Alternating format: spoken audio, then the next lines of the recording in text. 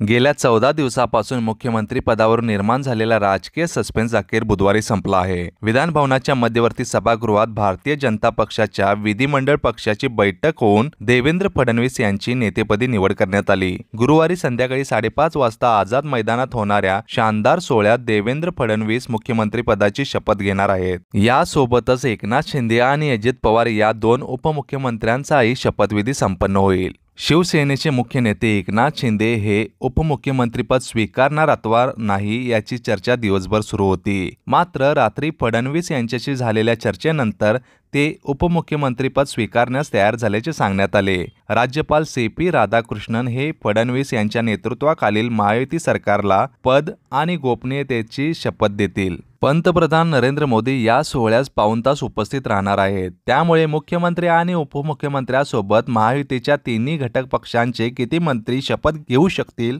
याचे नियोजन रात्री उशिरापर्यंत सुरू होते। मी पुन्हा येईन ही 2019 मध्ये केलेली देवेंद्र प्रतिज्ञा पूर्ण होण्याचा क्षण गुरुवारी अवतरणार आहे। देवेंद्र फडणवीस हे गुरुवारी मुख्यमंत्री पदाची शपथ घेताच मी पुन्हा येईन ही त्यांची प्रतिज्ञा पूर्ण होईल। 5 वर्षापूर्वी त्यांनी केलेली ही प्रतिज्ञा संपूर्ण देशभर गाजली आणि चर्चेतही ठरली होती।